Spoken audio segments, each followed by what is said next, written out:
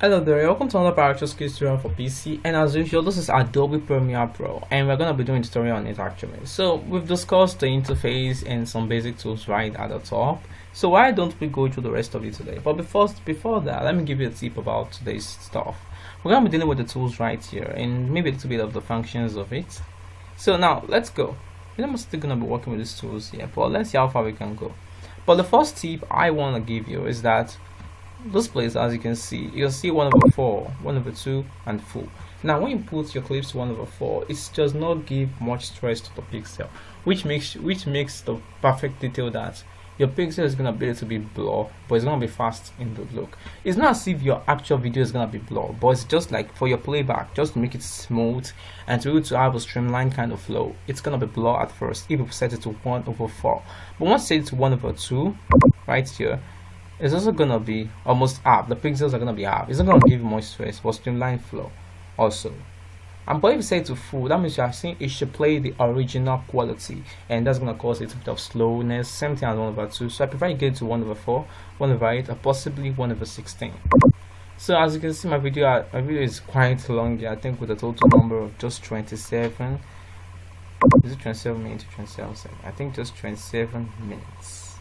So 27 seconds. That's quite not a much long video.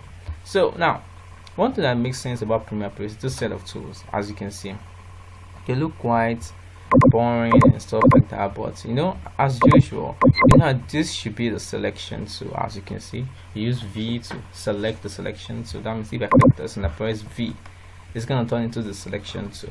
So right here, the selection tool, I can select anything. As you can see, I can select the play of this one. I can drag videos with selection to into this place. Now this one is called the track select backward to, and the track select forward to. So I'm gonna press the A to.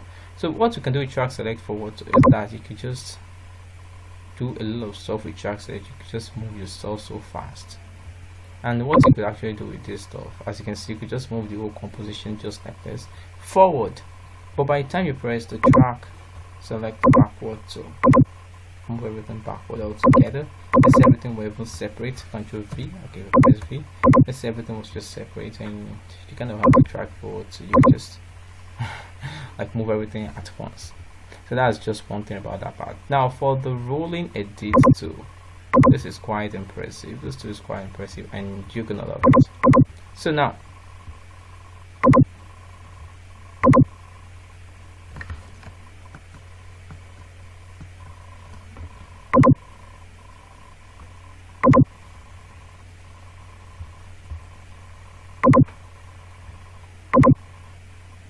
yeah, so I'm sorry for that disturbance. So now let's move. Now with the rolling edit tool, what you could actually do, for example, there's a ripple right here. So this is the rolling edit tool. If I click on this and I just managed to move a little bit right here, as you can see, that means I'm trying to draw this one to be bigger than this one, or just want to be smaller than this one. This can actually make very sense if your video are near each other and you want to give it a fast placement. They cannot stretch below each other's limit anyway, but it actually makes quite a lot of sense. As you can see, this one cannot stretch within this limit, and this one seems longer than the other. So this is what you can actually do with the rolling editing tool. Like adjust the rate at which to separate and go to what's the one that is any place you want to place it. Actually I could just prefer just to go my selection to and just move it like this, but I'm very sure the truth, every tool has this reason why it's standing there. So now if I just manage to press and I press the ripple edit tool, with the ripple edit tool I can actually do the stuff like this. You see, I was able to adjust everything. If I place this one increases, if I pull this one back, it's gonna decrease towards that part and attach itself. More like if I use selection tool and I kind of pull this back, there's gonna be a space right here. But if I use this tool, I could just put it right. It's gonna drag and drag and drag. Regardless of the space, but brother, I prefer you put it together like this and use the ripple selection tool to drag it just like this, as you can see. So there's quite a lot of stuff you can do with this.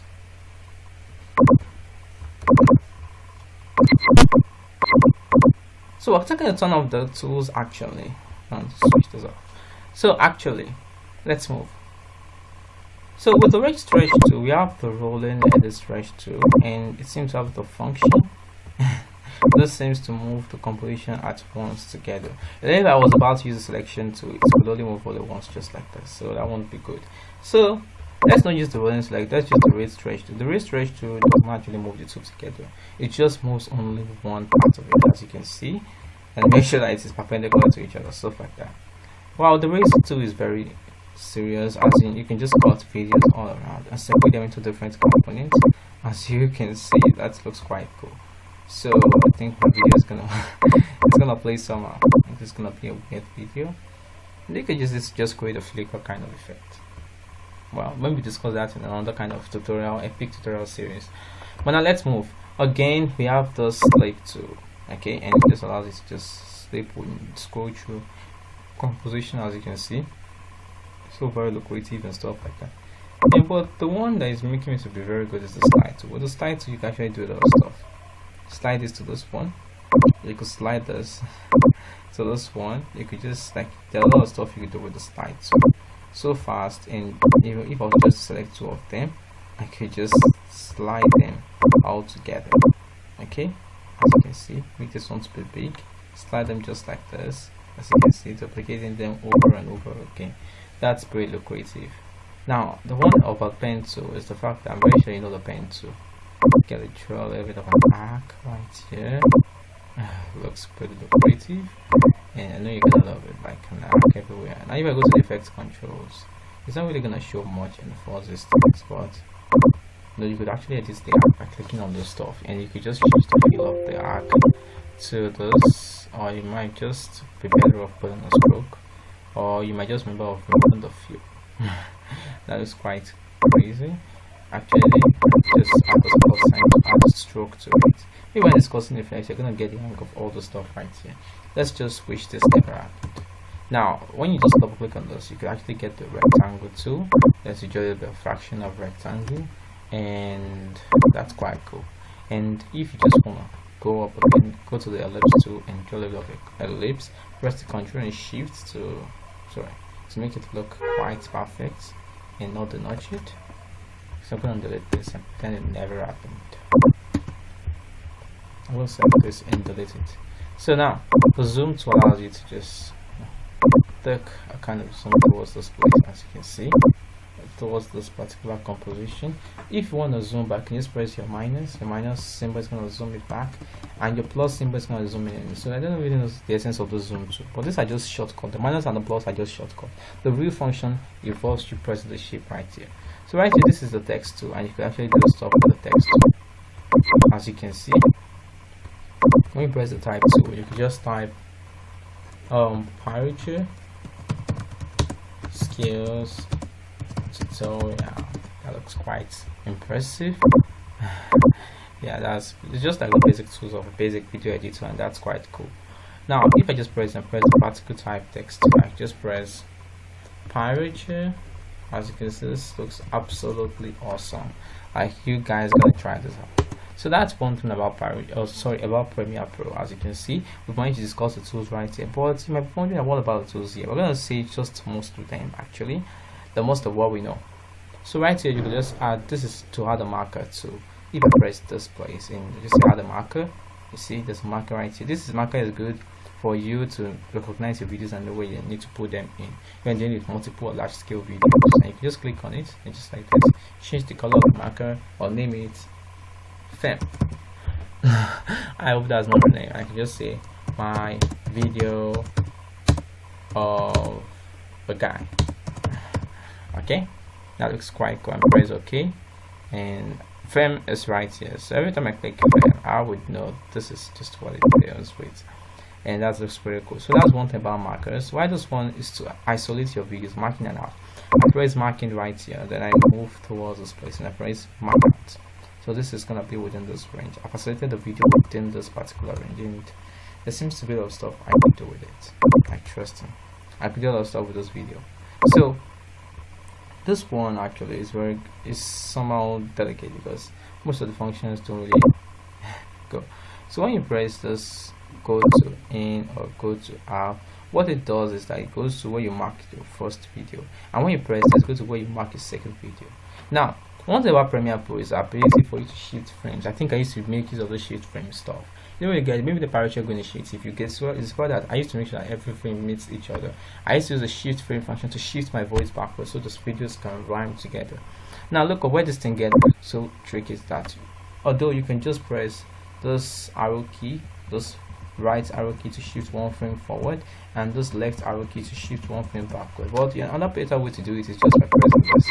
When you press this, it's going to shift one frame forward. When you press, it's going to shift one frame backward. Now just press this to play my video. As you can see, what a smooth river flow.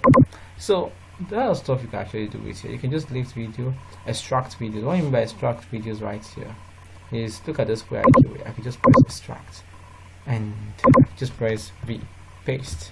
As you can see, this is the video I extracted, and you can see that it's right there all over again. I'll just take a snapshot of this beautiful river. As you can see, I'll just take the PNG, any image I want to take it to, and I'll import it into the project later on. And with this, I could just do a comparison. Maybe the one I've adjusted versus the one that will serve as a reference. So I could just take this as my reference and put it right here. So this is the reference, and whenever I play it over here, this one gets to play. When I play it, this one gets to play. And you can also adjust the view anyhow you want to view your video to see the reference. Okay, as you can see, it looks quite cool. So maybe we've just gone through a basic detail of those particular plays. Okay, as you can see, I use this to adjust my import videos to see it. And remember that you could always adjust the stuff very well. Make sure you adjust it very well so you don't make mistakes when looking at your videos. Okay, and you can also adjust access the effects bar right here. To access every kind of bar, press these three dots up here, and press the two dots right here. You can go to libraries, you can go to anywhere you want to go. Markers, I marked to there's help and there is fam. That is quite impressive. And you can go to history of videos, about what you've been adding to your videos and whatever you add. As you can see, a lot of stuff I've added to my videos right here. So that's not quite a problem. So maybe we've just done stuff about this place. Next one, we're going to be discussing each and every one of this one by one. Maybe there's going to be a short tutorial or whatever we can I try to make sure that it happens. So that's all for today's Premiere Pro tutorial. Have a beautiful night and wonderful day, and please stay safe.